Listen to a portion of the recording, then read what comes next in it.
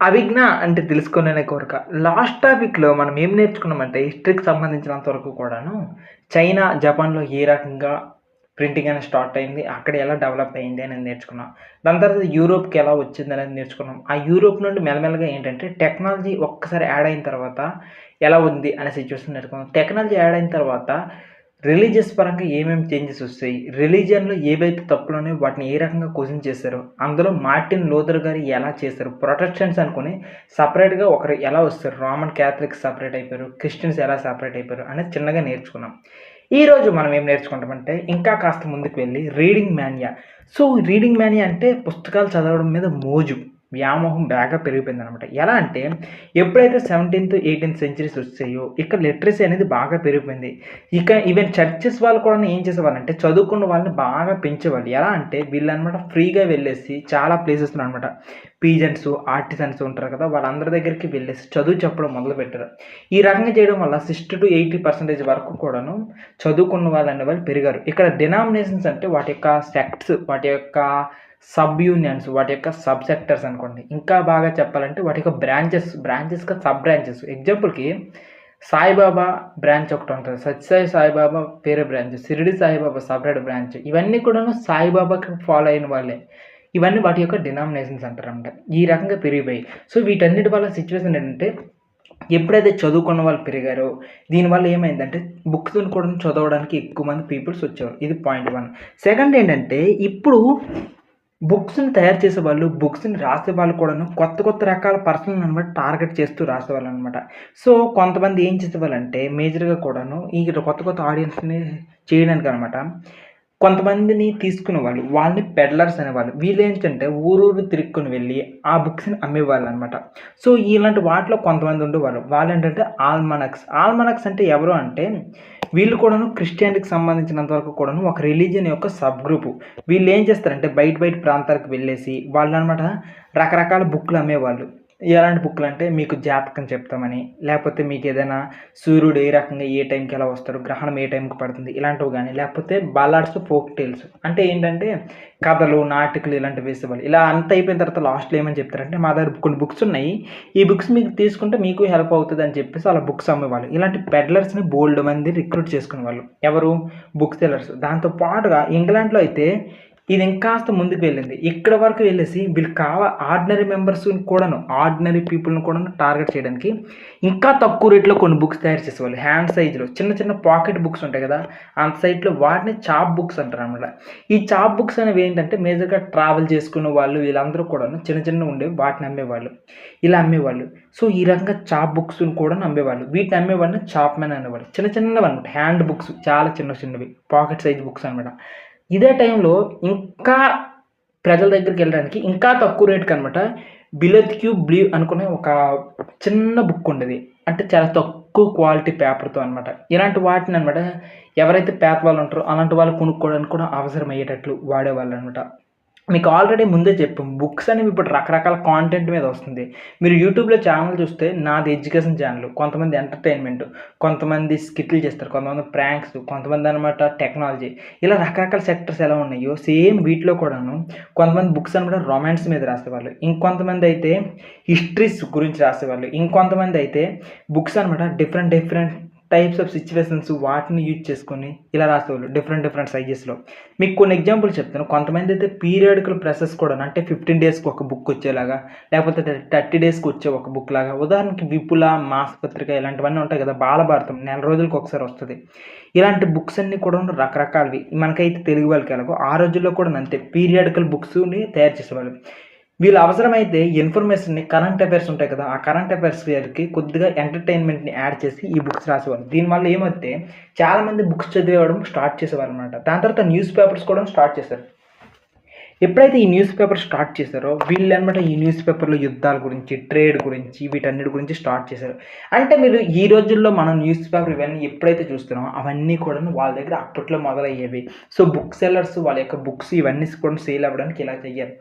So, ఇది book seller point of వ్యూలో పక్కన పెడితే, ఆ తర్వాత కొంతమంది సైంటిస్ట్‌లు ఎవరైతే సమాజాన్ని మార్చాలని అనుకుంటున్నారో అలాంటి వాళ్ళు కూడాను బుక్స్ రాయడం మొదలెట్టారనమాట. సో, సైంటిస్ట్ యొక్క థాట్స్ అదే రకంగా ఫిలాసఫర్స్ యొక్క థాట్స్ ఇవన్నీ కూడాను ఇప్పుడు ప్రజల దగ్గరికి చాలా ఈజీగా ఎళ్ళిపోతున్నాయి. మీకు బెస్ట్ ఎగ్జాంపుల్ చెప్పాలంటే ఐజాక్ న్యూటన్ ఉన్నారు కదా! ఆయన రాసిన బుక్స్, ఆయన డిస్కవరీస్ ఇవన్నీ కూడాను ఈయన బుక్స్ లాగా ప్రింట్ చేశారు. సో, ఎప్పుడైతే బుక్స్ లాగా ప్రింట్ చేశారో సైంటిఫిక్‌గా ఎవరైతే సైంటిఫిక్ బుక్కులు చదువుతుంటారో అలాంటి వాళ్ళందరూ ఈ బుక్స్ అన్నీ తెగ చదివేవాళ్ళనమాట. నెక్స్ట్ సమాజాన్ని మార్చాలి, సమాజంలో ఉన్న చైతన్యం తేవాలి. ఈ టైప్ ఆఫ్ ఆలోచనలు ఉండేవాళ్ళనమాట. థామస్ పైన్ ఒకసారి కలర్ చేంజ్ చేస్తాను. థామస్ పైన్, వోల్టేర్, రూసో ఇలాంటి వాళ్ళ బుక్స్ ఎక్కువ చదివేవాళ్ళు. రూసో గురించి చెప్తా. రూసో అనమాట సోషల్ కాంట్రాక్ట్ అన్న బుక్ రాశారు. అంబేద్కర్ ఉన్నారు కదా! అంబేద్కర్ కూడాను అంత ఇన్స్పిరేషన్ రావడానికి ఆయన ఇష్టపడే రైటర్ అనమాట ఈ రూసో. ఈయనేం చెప్తారంటే రాజు మనకు దేవుడు కాదు. పాయింట్ 1 రాజుకి మనకి ఒక అగ్రీమెంట్ జరిగింది. మనకి బాగా చూసుకోవడానికి రాజుని అనేవాడిని నియమించమని చెప్పాం. ఎందుకు ఈ పాయింట్ చెప్పామంటే ప్రజలే వాళ్ళని ఎన్నుకోవాలి అనే కాన్సెప్ట్. ఆ రోజు రాజరికం కదా! రాజరికంలో ఉన్నప్పుడే ఇలా వాళ్ళకి ఎగనెస్ట్‌గా మాట్లాడారంటే ఈ గుండె ఎంత గొప్పది. సో, ఈ కాన్సెప్ట్ వచ్చిన తర్వాత అందరూ కూడాను అవును ఈయన చెప్పింది నిజమే. రాజు మనకు దేవుడు కాదు. మనం ఎన్నుకుంటేనే రాజు అనే విషయం వాళ్ళకి బాగా తెలిసింది. దానివల్ల అప్పటి వరకు రాజుని దేవుడిగా చూసిన వాళ్ళు ఆయన కూడా మనిషే. అవసరమైతే మనకు నచ్చకపోతే రాజుని మార్చుకోవచ్చు అనే కాన్సెప్ట్ ఈయన వాళ్ళు బాగా వెళ్ళింది. ఈ వోల్టైర్ కూడాను సేమ్ అలానే చెప్పారనమాట. ఈ కాన్సెప్ట్ అనేది దీనికన్నా కొద్దిగా ముందు చెప్పారు. కాకపోతే ఈయనేం చెప్తారంటే సైంటిఫిక్‌గా రీజన్‌తోననమాట చెప్పడం మొదలుపెట్టారు. ఈ వోల్టైర్ కూడాను. ఓకే. ఈయన ఈ టైప్‌గా. ఈ థామస్ పైన్ అనేవాడు ఉన్నాడు కదా! ఈయనైతే అమెరికాకి ఇండిపెండెన్స్ ఎలా వచ్చింది? యూరోపియన్స్‌కి ఎలా ఇండిపెండెన్స్ వచ్చింది? ఇలాంటి బుక్స్ అన్నీ రాసేవాళ్ళు. అంటే ఆ టైంలో చాలా దేశాలు కాలనీస్‌లో ఉండేవి కదా! ఇలాంటి వాళ్ళందరూ కూడాను ఈ టైప్ ఆఫ్ బుక్స్ అన్నీ చదివి బాగా రక్తం మరిగేది. ఎందుకంటే వాళ్ళకి కూడా ఇన్స్పిరేషన్ వచ్చేదనమాట. ఇండిపెండెన్స్ మనం కూడా తెచ్చుకోవచ్చు అనుకుని.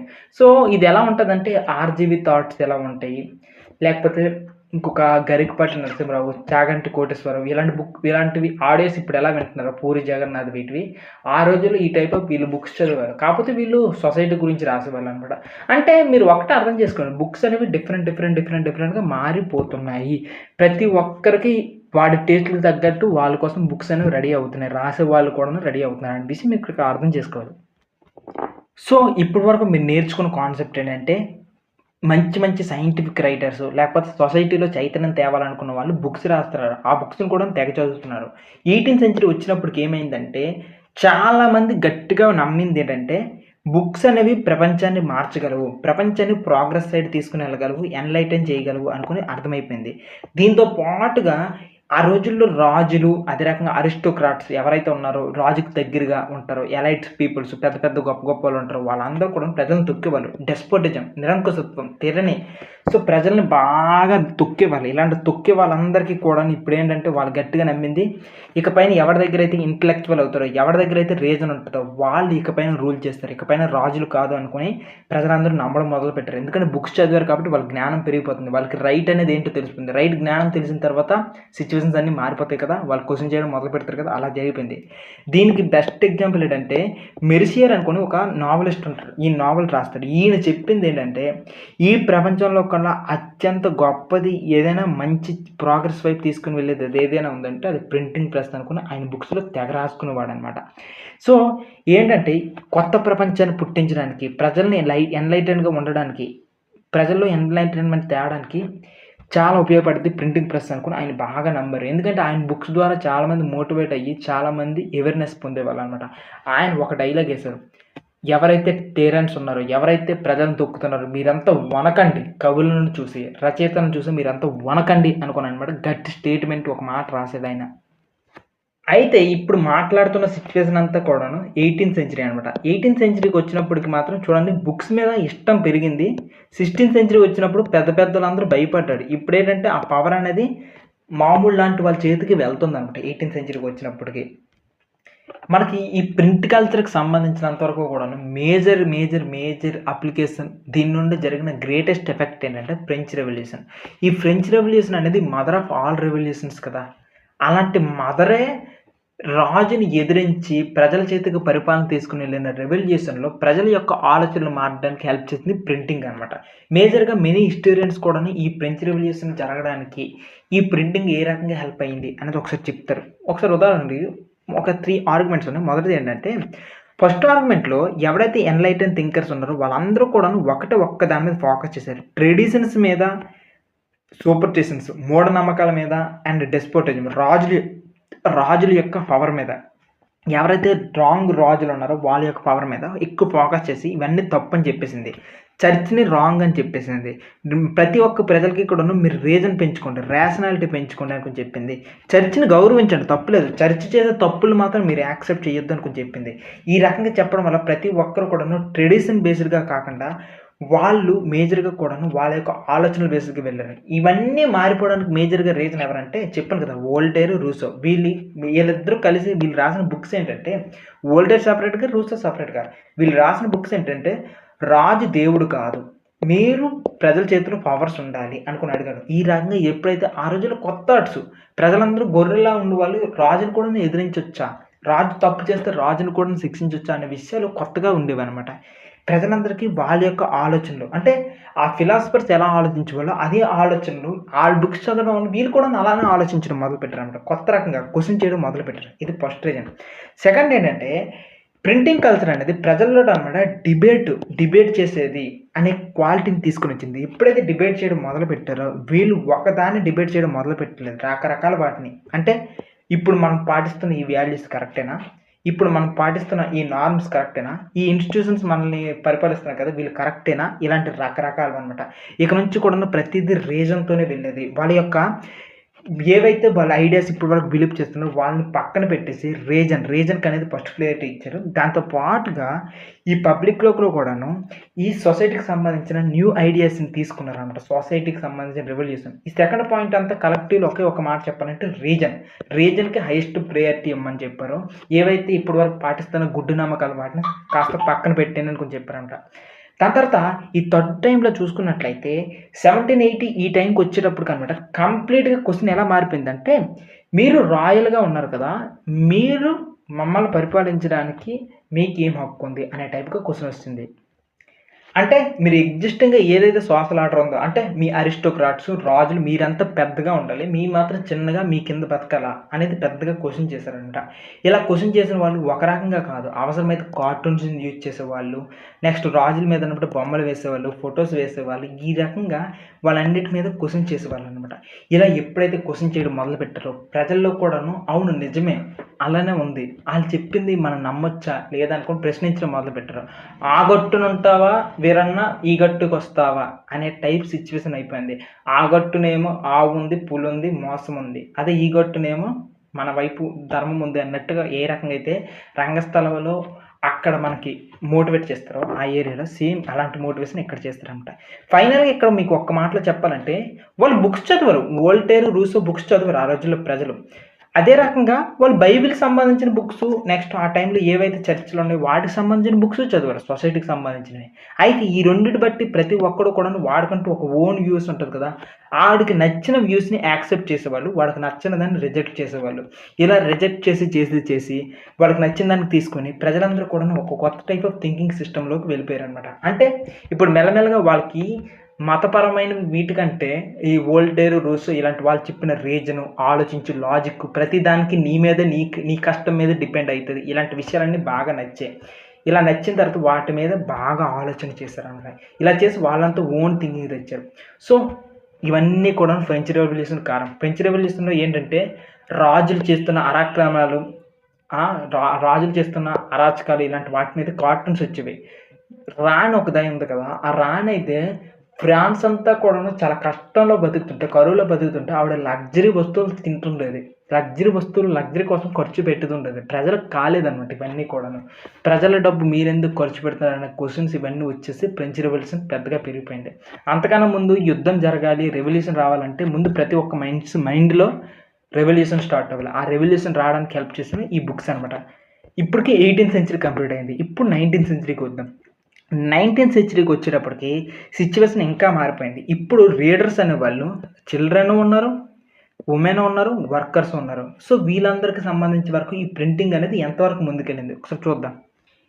ఈ 19th సెంచరీ వచ్చినప్పటికి చిల్డ్రన్ అన్నాం కదా, చిల్డ్రన్ గురించి ముందు చెప్పుకుందాం. చిల్డ్రన్‌కి మేజర్‌గా వాళ్ళకి హెల్ప్ చేసింది ఏంటంటే ప్రైమరీ ఎడ్యుకేషన్ అనేది ఎప్పుడైతే కంపల్సరీ అయిపోయిందో అప్పుడు పిల్లల కోసమే సెపరేట్‌గా పబ్లిష్ చేయడానికి ఒక ఇండస్ట్రీ కూడాను రెడీ అయిపోయిందనమాట. వాళ్ళ కోసం సెపరేట్‌గా ఒక ప్రెస్ తయారు చేశారు ఫ్రాన్స్‌లో అది 1857లో. మరి వాళ్ళ కోసం కథలు రెడీ చేయాలి కదా! కథల కోసం అనమాట గ్రిమ్ బ్రదర్స్ అనుకోని వాళ్ళున్నారు. వాళ్ళకి సంబంధించిన కథలన్నమాట మేజర్‌గా వాళ్ళు కూడా కలెక్ట్ చేశారు. అవి కలెక్ట్ చేయడానికి 1812 ఈ టైం పట్టేసింది. వీటితో పాటుగా వాళ్ళకి సంబంధించిన పాస్ట్ స్టోరీసు, అదే రకంగా ఫోక్ టేల్స్ ఇవన్నీ ఉంటాయి కదా! అవన్నీ కూడాను పబ్లిష్ చేసేవారనమాట పిల్లలకి అనుకూలమైన రీతిలో. అయితే దాంట్లో ఏదైనా సరే వల్గర్‌వి ఉన్నా సరే, పిల్లలకి సెట్ కావు అనుకున్నా సరే, లేకపోతే ఎలైట్ సెక్షన్స్‌కి ఇష్టం లేవు అనుకున్నా సరే, అవన్నీ తీసేసి మంచి మంచివన్నీ కూడాను పిల్లల కోసం అనమాట రాయడం మొదలుపెట్టారు. దాని తర్వాత ఇక్కడ ఉమెన్ కూడాను చాలా మేజర్ రీజన్ అనమాట. ఈ ఉమెన్ కూడాను మంచిగా రీడర్సు అయ్యారు. కొంతమంది రైటర్స్ కూడాను అయ్యేవారనమాట. మేజర్‌గా కూడాను చాలామంది ఈ ఉమెన్స్ అందరూ కూడాను హౌస్ కీపింగ్ పనిలో ఉంటారు కదా! వాళ్ళకి ఖాళీ దొరికినప్పుడు ఈ బుక్సు చాలా హెల్ప్ చేసేవన్నమాట. వాళ్ళు నావెల్స్ చదివేవాళ్ళు ఈ 19థ్ సెంచరీ వచ్చేటప్పటికి. సో, చాలామంది రైటర్స్ కూడాను అమ్మాయిల నుండి కూడా తయారయ్యారు. ఎగ్జాంపుల్‌కి జేన్ ఆస్టిన్ గాని, బాంటే సిస్టర్స్ గాని, జార్జ్ ఎలియట్ గాని వీళ్ళందరూ కూడా మంచి మంచి రైటర్స్ అనమాట అమ్మాయిలకు సంబంధించి. వీళ్ళైతే అమ్మాయిలు దేంట్లో తక్కువ, అమ్మాయిలు అన్నిట్లో ఎక్కువ. అమ్మాయిలకి బలముంది. అమ్మాయి తలుచుకుంటే అన్నీ జరుగుతదనుకుని అమ్మాయిలో పాజిటివ్ థాట్స్ వచ్చేలాగా వాళ్ళు కూడా ఏదైనా సాధించగలరు అనే టైప్‌గా అనమాట బుక్స్ రాయడం మొదలుపెట్టారు బాగా కూడాను. ఇవన్నీ కూడాను అమ్మాయిలని బాగా ఆకట్టుకున్నాయి. ఇంకా బుక్ రైటర్స్ కూడాను అదే రకంగా బుక్స్ అమ్మే వాళ్ళకి ఇది హ్యాపీయే కదా! ఎందుకంటే ఒకప్పుడు కేవలం పెద్దలకే అమ్ముకునేవాళ్ళు. ఇప్పుడు అమ్మాయిలకి కూడా అమ్ముకోవచ్చు కాబట్టి ఎక్కువ బుక్ సేల్స్ అవుతాయి. ఎక్కువ మనీ వస్తది కాబట్టి. ఆ తర్వాత ఇంకొక ముఖ్యమైన థింగ్ ఈ 19థ్ సెంచరీలోనే ఏం జరిగిందంటే లైబ్రరీస్. ఆ లైబ్రరీస్ ఏంటంటే లెండింగ్ లైబ్రరీస్. అంటే నువ్వు లైబ్రరీకెళ్ళి సంతకం పెట్టుకొని బుక్ పట్టుకొని ఎళ్ళొచ్చనమాట. ఇది సిస్టమ్. ఇది చాలా హెల్ప్ చేసింది. ఎందుకంటే చాలామంది వైట్ కాలర్ వర్కర్స్ ఉంటారు. వాళ్ళకి డబ్బులు సరిపోయినంత ఉండవు. కాబట్టి వీళ్ళ దగ్గర డబ్బు సరిపోయినంత ఉండదు కాబట్టి వీళ్ళేం చేసేవారంటే మేజర్‌గా కూడాను ఇలాంటి లైబ్రరీస్‌ని యూజ్ చేసుకునేవాళ్ళు. ఇలాంటి వాళ్ళు ఆర్టిసన్స్ గాని, లోవర్ మిడిల్ క్లాస్ పీపుల్ గాని వీళ్ళందరూ కూడా ఉండేవాళ్ళు.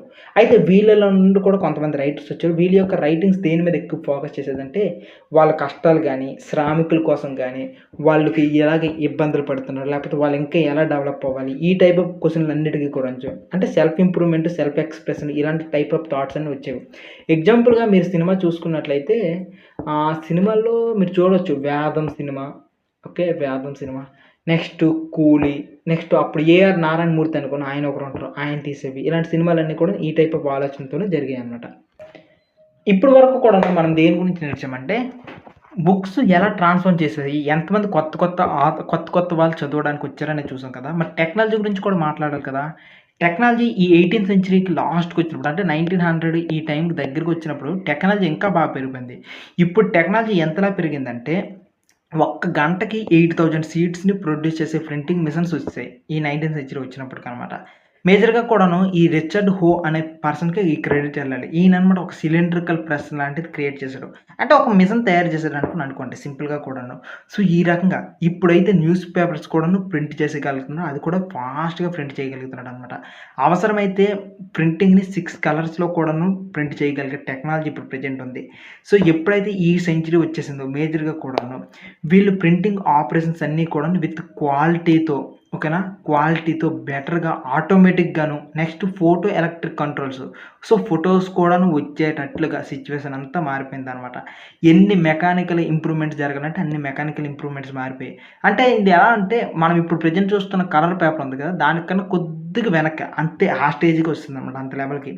ఈవెన్ ప్రింటర్స్ కూడాను ఏం చేసేవాళ్ళంటే ఎవరైతే ప్రింట్ చేసేవాళ్ళో చేసేవాళ్ళో వీళ్ళు ఇంతగా ప్రొడక్షన్ కెపాసిటీ ఉండేది కాబట్టి కొత్త వాళ్ళందరికీ బుక్స్ చేరాలనుకుని రకరకాల స్ట్రాటజీస్ వేసేవాళ్ళనమాట. ఎందుకంటే డబ్బులెక్కువొస్తాయి.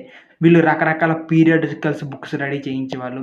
సో, పీరియాడికల్స్ లేకపోతే నావెల్స్ కొత్తవి రాయించేవాళ్ళు. దాంతో పాటుగా చాలా వెబ్ సీరీస్‌లు మనమైతే ప్రెజెంట్ వెబ్ సీరీస్‌లు చూస్తున్నాం కదా! ఆ రోజుల్లో నావెల్స్ అనమాట ఎక్కువగా ఉండేవి. మేజర్‌గా కూడాను. సో, దీనికి బెస్ట్ ఎగ్జాంపుల్ ఏంటంటే 'షిల్లింగ్' సీరీస్. 'షిల్లింగ్' అనుకోని అదొకటి. దాని తర్వాత ఇంకొక బ్యూటిఫుల్ కథ కూడా ఉందనమాట. ఆ కథ పేరు ఏం పేరంటే 'జాకెట్టా'? ఆ కథ పేరు ఇది కాదు. బుక్ 'జాకెట్టా'? 'జాకెట్టే' ఈ బుక్కు. సో, ఈ బుక్ కూడాను. ఇది కూడాను మంచి ఫేమస్. అంటే ఈ 2 బుక్‌లు ఎంత ఫేమస్ అనేది చెప్పడానికి ఇప్పటి వరకు కూడా చెప్పుకుంటున్నారంటే అర్థం చేసుకోండి. సో, ఇవి చాలా ఇంపార్టెంట్ బుక్స్. అయితే ఇవి ఎంతగా బుక్స్ 1900 ఈ టైంకి ఎంతగా డెవలప్ అయినప్పటికి కూడాను 1930లో ఎలాగో గ్రేట్ డిప్రెషన్ వచ్చింది కదా! కాస్త భయపడ్డారు. వీళ్ళ దగ్గర టెక్నాలజీ ఉంది. బుక్స్‌ని ప్రొడ్యూస్ చేయగలరు. కాకపోతే కాస్త భయపడ్డారనమాట. భయపడింది ఎందుకు? బుక్ స్టాక్ అంతా మిగిలిపోయిందనుకోండి, డబ్బులంతా వేస్ట్ కదా! ఆ భయంతో వాళ్ళు బుక్స్ కాస్త ప్రింట్ చేయడం కాస్త స్లో చేశారనమాట. మెల్లమెల్లగా కాస్త స్లో చేసి ఇక్కడ సెట్ చేశారు. ఇది పరిస్థితి. ఇప్పుడు ఇండియా గురించి చూద్దాం. ఇండియా ఏ రకంగా ప్రింట్ చేసుకుంటూ వచ్చింది? ఇండియా యొక్క ప్రింటింగ్ స్టోరీ ఏంటి? మన ఇండియాకి సంబంధించిన బుక్స్ అంటే చాలామంది తాళపత్రాలు అనుకుని గుర్తు చేసుకుంటారు. నిజమే, తాళపత్రాలు ఇవన్నీ కూడాను ఉంటాయనమాట. మన ఇండియాలో అసలే కల్చర్‌కి, రకరకాల రిలీజియస్‌కి పుట్టినిల్లు కాబట్టి చాలా బుక్స్ మన ఇండియాలో కూడాను జరిగాయనమాట. మ్యానుస్క్రిప్ట్స్ అంటే చేత్తో రాసిన వాటిని మ్యానుస్క్రిప్ట్స్ అంటారనమాట. సో, సాంస్క్రిట్‌లోనూ రాసారు, అరబిక్‌లో రాసారు, పర్షియాలో రాసారు. ఇలా రకరకాల వెర్నాక్యులర్ లాంగ్వేజ్ అంటే లోకల్ లాంగ్వేజ్‌లో కూడాను రాసారనమాట. ఆ రోజుల్లో మేజర్‌గా దేని మీద రాసారంటే తాటాకులు, పామ్ లీవ్స్. ఈవెన్ బ్రహ్మం గారి కాలజ్ఞానం కూడాను ఈ పామ్ లీవ్స్ మీద రాసుంటారు.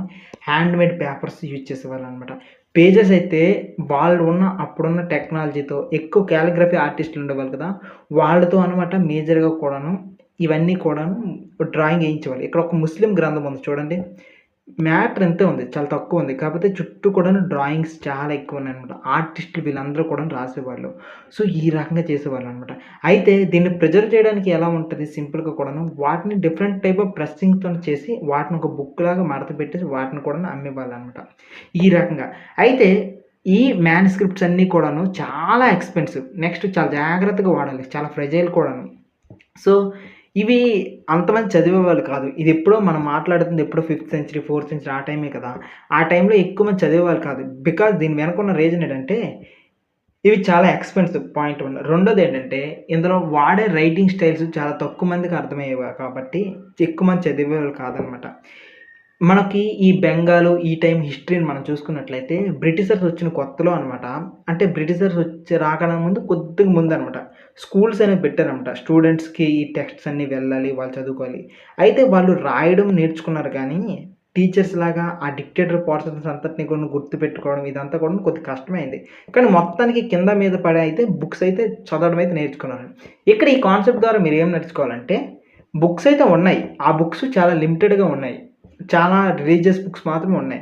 ఇవి చదవని వాళ్ళు చాలా తక్కువ. చదవడానికి ట్రై చేసిన స్టూడెంట్స్ కూడాను కొద్దిగా కష్టం మీద ట్రై చేసేవాళ్ళనమాట. అంత ఈజీగా ఏం లేదు అనే విషయం మీరిక్కడ అర్థం చేసుకోవాలి. ఇప్పటి వరకు చూసింది మీరు చాలా ఓల్డ్ టెక్స్ట్స్, ఓల్డ్ వేరియేషన్స్‌లో చూసారు. అయితే మన ఇండియాలో ప్రింటింగ్ ఎలా వచ్చింది? దట్ మీన్స్ ప్రింటింగ్ అంటే మన వాళ్ళకి ఎప్పుడు అలవాటే కదా! ఇప్పుడు టౌన్ సైడ్ అంటే యూరోపియన్స్ ఏం చేస్తారు తెలుసా? ఒక కుండలు తయారు చేసేవాడు వాడే టెక్నాలజీ కనిపెడతాడు. కుండలు ఎలా ఇంకా డెవలప్ చేయాలి అనేది. ఒక గోల్డ్ తయారు చేసేవాడు వాడే టెక్నాలజీ తయారు చేస్తారు. మన ఇండియాలో ఏమవుతదంటే ఈ కుండలు తయారు చేసేవాడు ఉన్నాడనుకో, ఉదాహరణకి చెప్పులు తయారు చేస్తాడు కదా! ఈ చెప్పులు తయారు చేసేవాడి దగ్గర టెక్నాలజీ ఉండదు. ఇది ఎవడు చేస్తాడంటే ఎవడో ఇండస్ట్రియలిస్ట్ దగ్గర ఉంటాడు. వాడు చెప్పులు తయారు చేయడం మొదలు పెడతాడు. వీడెవడు కాంపిటీషన్ అవుతాడు? లోకల్‌గా చెప్పులు తయారు చేసేవాడికి కాంపిటీషన్ ఏసి వాడికి ఫుడ్ లేకుండా చేసేస్తారు. అది సిట్యుయేషన్ మన ఇండియాలో. సేమ్ ఈ ప్రింటింగ్ కూడాను అంతే. ప్రింటింగ్ అనేది సేమ్ బ్రిటిష్ వాళ్ళ దగ్గర నుండి వచ్చింది. బ్రిటిష్ అంటే యూరోపియన్స్ నుండి వచ్చింది. ఫస్ట్‌లో అయితే గోవా అనే ప్లేస్‌లోననమాట పోర్చుగీస్ వాళ్ళు చేశారు. ఇదంతా ఫ్యాక్ట్స్ ఇప్పుడు. ఫస్ట్‌లో మన ఇండియాకైతే 16థ్ సెంచరీ ఆ టైంలో ప్రింటింగ్ స్టార్ట్ చేశారు. కొంకణి ఏరియా అనేది ఫస్ట్ లాంగ్వేజ్ అనమాట. ఇక్కడ చేశారు. దాని తర్వాత కొంకణి లాంగ్వేజ్, కన్నడ లాంగ్వేజెస్‌లో 50 బుక్స్ వరకు ప్రింట్ చేశారు. క్యాథలిక్ వాళ్ళైతే ఒక తమిళ్ బుక్స్ కూడాను కొద్దిగా ప్రింట్ చేశారు కొచ్చిన్ అనే ఏరియాలో. దాని తర్వాత మలయాళంలో కూడాను కొన్ని బుక్స్ ప్రింట్ చేశారు. డచ్ వాళ్ళైతే వాళ్ళు వాళ్ళ బైబిల్‌కి సంబంధించిన బుక్స్ అన్నీ ఒక తమిళ్‌లో ఒక 32 బుక్స్ వరకు ప్రింట్ చేశారు. ఇప్పటి వరకు మీరు బాగా అబ్జర్వ్ చేస్తే ఇంగ్లీష్ అనే లాంగ్వేజ్‌కి సంబంధించినంత వరకు ఏమీ లేదనమాట. కానీ తర్వాత ఇంగ్లీష్ ఈస్ట్ ఇండియా కంపెనీ వచ్చిన తర్వాత కూడాను అంటే వీళ్ళు 1600 టైంకొచ్చారు. వీళ్ళ చేతిలో పవర్ అనేది కాస్త కొద్దిగా తక్కువే వచ్చింది కదా! 1700 తర్వాత ఎక్కువగా పవర్ వచ్చింది కాబట్టి ఈ మూవ్‌మెంట్‌లో చాలా ఎక్కువొచ్చింది. సో, ఆ టైంలో 1780 టైంలో ఒక ఆయనున్నాడు. James Augustus Hicky. ఈయన బెంగాల్ గెజెట్ అనుకుని ఒక మ్యాగజైన్ స్టార్ట్ చేశాడనమాట. ఈ మ్యాగజైన్‌లో ఈయనేం చెప్పుకునేవాడంటే నేనొక ఇండిపెండెంట్ జర్నలిస్టు. నేను ఎవ్వడి ప్రలోభాలకి లొంగను. ఇది స్వేచ్ఛగా పనిచేస్తుంది. అన్ని నిజాలు చెప్తాననుకుని బుక్ తయారు చేశాడు. సో, దీంట్లో రకరకాల టాపిక్స్ మీద న్యూస్ రాసేవాడు. మ్యాగజైన్స్‌లో రాసేవాడు. అంటే స్లేవ్ ట్రేడ్ గాని, కొలోనియల్ ఇన్‌ఫ్లుయెన్స్ ఎలా ఉంటుందని, ఇలా రకరకాలవన్నీ రాశారు. అయితే ఈయన రాస్తూ చిన్న చిన్నగా కెలికింది ఎవరినంటే ఎవరైతే బ్రిటిష్ ఆఫీసర్స్ ఉంటారో సీనియర్ ఆఫీసర్స్ వాళ్ళ గురించి కూడాను గాసిప్స్ రాయడం మొదలుపెట్టారు. ఎప్పుడైతే గాసిప్స్ రాసారో ఆ టైంలో ఉన్న ఒక గవర్నర్ జనరల్ పేరు వారెన్ హేస్టింగ్. ఆయనకి మండి ఆయన దెబ్బకి ఉరేయించేసాడనమాట. సో, అలాంటి సిట్యుయేషన్ ఉంది. మన ఇండియాలో మొట్టమొదటిగా ఇంగ్లీష్‌లో ప్రిపేర్ చేయించిన వాడి పరిస్థితి పటాస్ అయిపోయిందనమాట. అది సిట్యుయేషన్. అయితే ఇక్కడ మీరు బాగా అబ్జర్వ్ చేసినట్లయితే, ఆ తర్వాత మన ఇండియాలో ఇంగ్లీష్‌లో ప్రసరణ, ముద్రణ ఇవేవైనా జరిగిందంటే ఒకటి జరిగింది. ఆయనెవరంటే గంగాధర్ భట్టాచార్య. ఈయననమాట బెంగాల్ గెజెట్ ఈయన కూడాను ఒకసారి రాసారు. ఇందులో సింపుల్‌గా ఒక మ్యాగజైన్ లాగా అనమాట. ఈయన ఎవరికి క్లోజ్ అంటే రాజా రామ్మోహన్ రాయ్. అంటే 'శ్యామ్ సింగ్ రాయ్' అనుకునే సినిమా ఉంది కదా! అది మాత్రం కాదు. రాజా రామ్మోహన్ రాయ్ గారికనమాట బాగా క్లోజ్. ఈయన సోషల్ రిఫార్మర్ అనమాట. సో, ఈ రకంగా ప్రింటింగ్ యొక్క హిస్టరీ అనేది మన ఇండియాలో ఈ రకంగా ఉంది. సో, ఈ లెసన్‌లో మీరు కంప్లీట్‌గా కూడాను రీడింగ్ ఎలా డెవలప్ అయ్యింది? రీడింగ్ డెవలప్ అయిన తర్వాత 19థ్ సెంచరీ వచ్చేటప్పటికి టెక్నాలజీ ఎలా డెవలప్ అయింది? టెక్నాలజీ డెవలప్ అవ్వడం వల్ల కొత్త ఏరియాస్‌కి ఎలా వచ్చాయి? అండ్ మన ఇండియాలో ఏ రకంగా పెరిగింది? అనేది అంతవరకు మనం ఇప్పుడు చూసాం.